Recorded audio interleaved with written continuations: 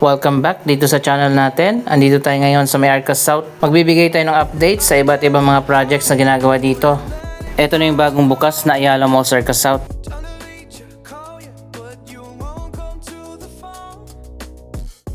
Napakaganda ng bagong Ayala Mall dito. Mamaya na tayo pupunta dyan. Mag-update muna tayo dito sa gitna. Para sa mga hindi pa nakakaalam, ang Arcas South ang isa sa fastest developing area dito sa Taguig. Ito ay dating bahagi ng FTI complex na ibinenta at binili ng Ayala Land. 74 hectares ang buong lawak nito.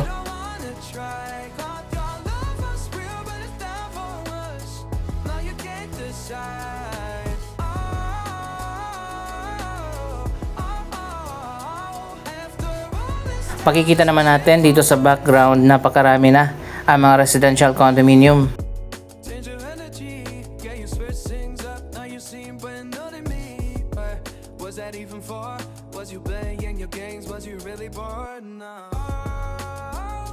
Doon naman sa dulo, ang Savia Financial Center. Yan ay mga office building.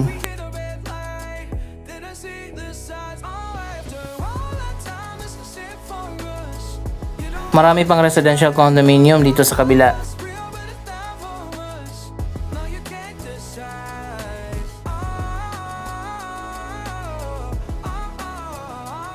Napakaganda rin ang master plan ng Arcas South.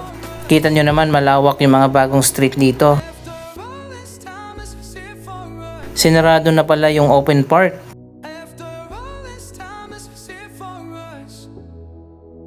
Dati tambayan ito pero ngayon sarado na. Bukas na kasi yung park doon sa gitna ng mall. May designated na pedestrian walkway dito. Kaya safe na safe yung mga naglalakad at mga nagja-jogging.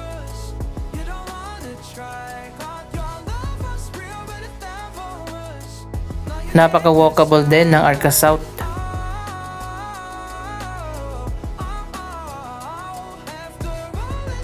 May mga mini garden at sitting areas.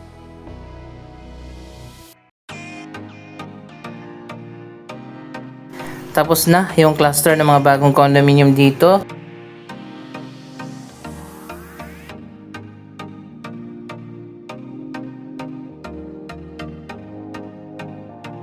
Yung mga dating open park ay binakuran na.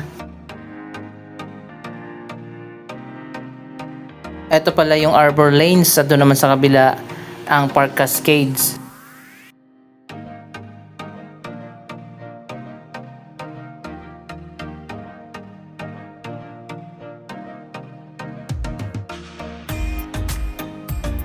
Dito talaga yung pinaka main entrance ng Park Cascades Condominium.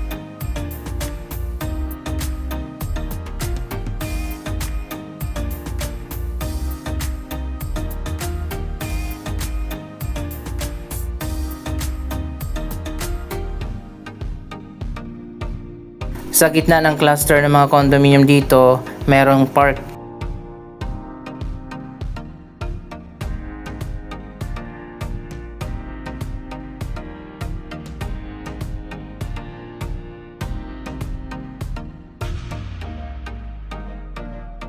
Ganito dapat ang mga condominium development, napaka-livable. Maraming mga open spaces.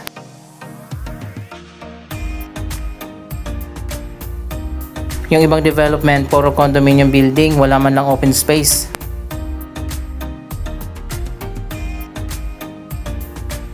Dito naman sa kabila ang The Veranda, isa pang cluster ng mga residential condominium.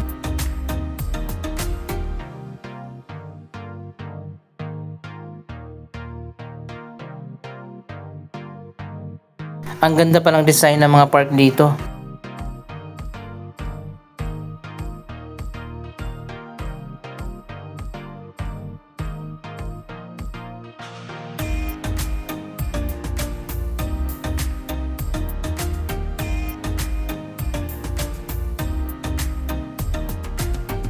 Pagtawid naman natin dito sa kabila, isa pang park ang natapos na.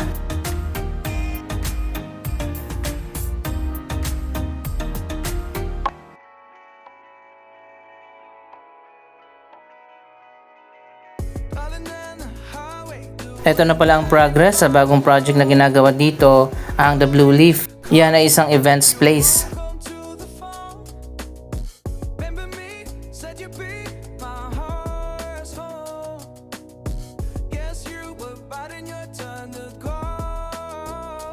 Ito naman ang Garden Court Residences. Ongoing pa ang construction niyan. Iba din ang design ng park dito.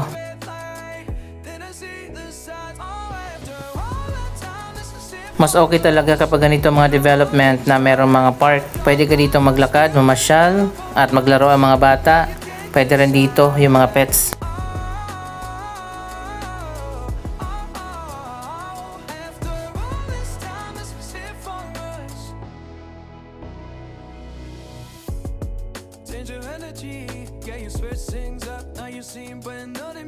Ito naman ang Arca South Beach.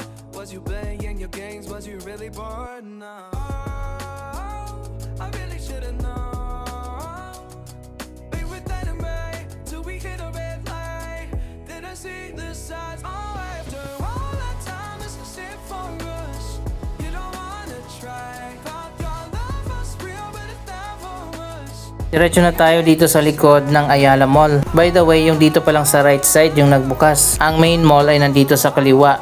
Ongoing pa yung construction dyan sa loob.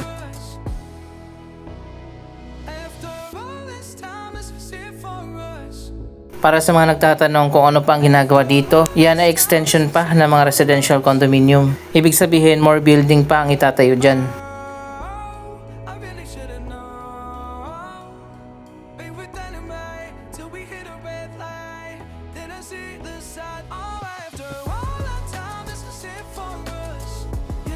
Andito na tayo sa kabilang dulo ng Central Park.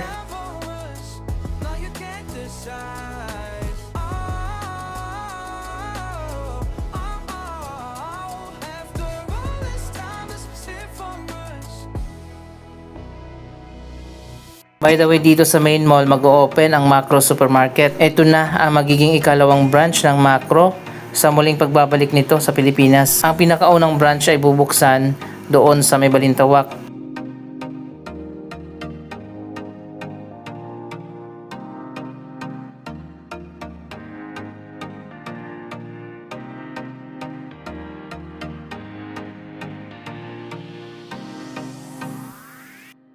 Ito gumawa ng outdoor park, napakaganda.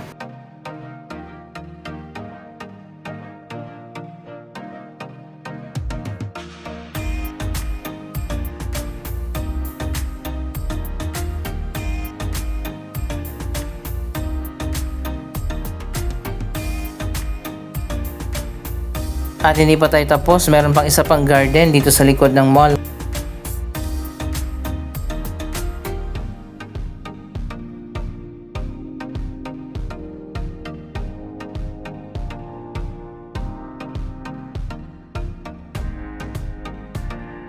May mga office building din dito sa taas at may hotel.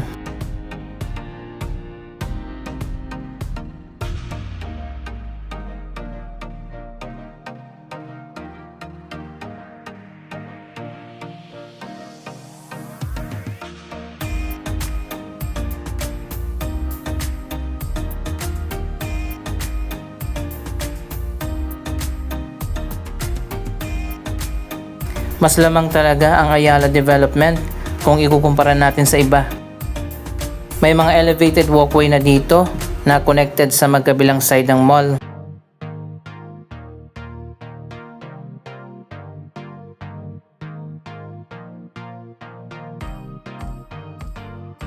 Ito na nga ang bagong tambayan at pasyalan, ang Central Plaza dito sa Ayala Mall Circus South.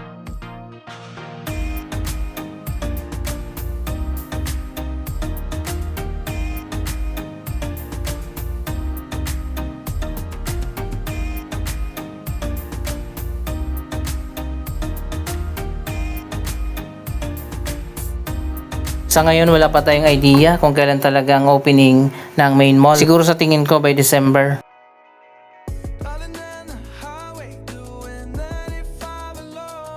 Ayan guys, ginagawa pa dito sa taas. Sana meron ding Sky Garden. Sa ngayon dito pa lang sa kabilang mall ang nag-open na.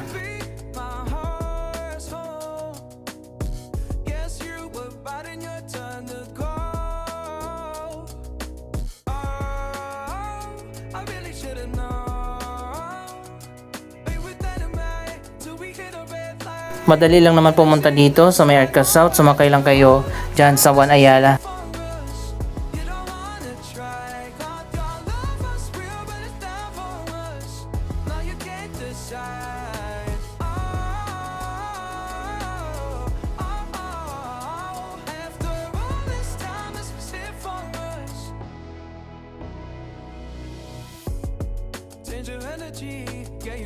Ang ganda ng mga walkway, may canopy pa.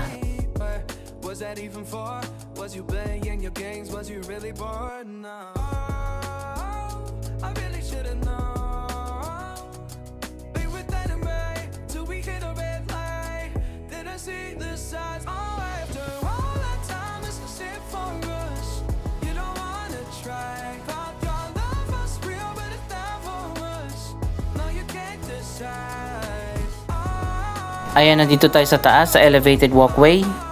Ganito naman ang view mula dito.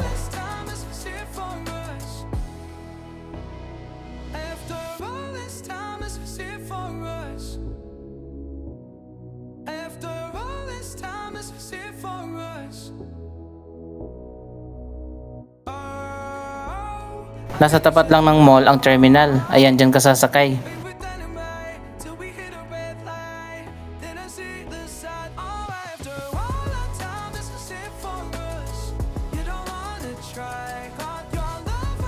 Kapag nag-open na yung main mall, dito tayo papasok.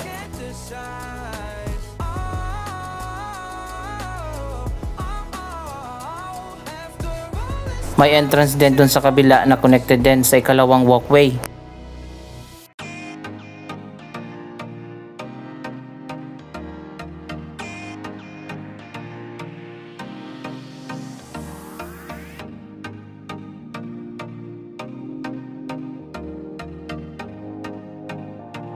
Kakaiba yung design dito sa loob ng bagong Ayala Mall.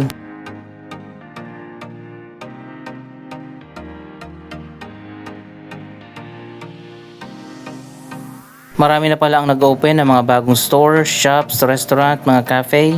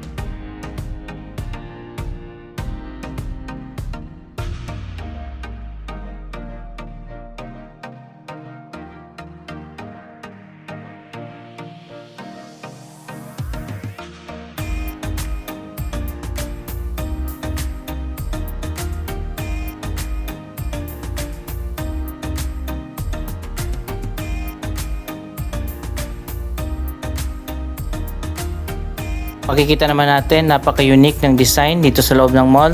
Parang modern industrial.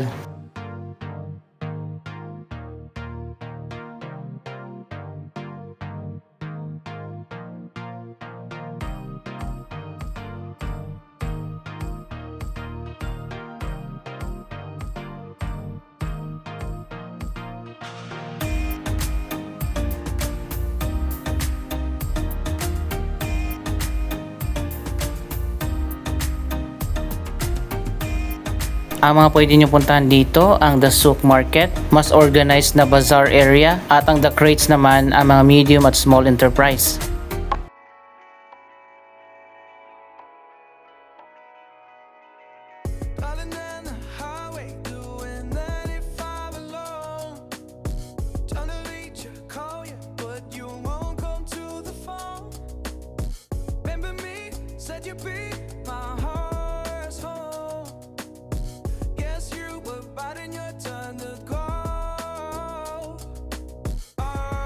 Ano masasabi nyo sa mga latest na development dito sa Arca South? Mag-comment lamang dyan sa baba ng inyong mga reaksyon.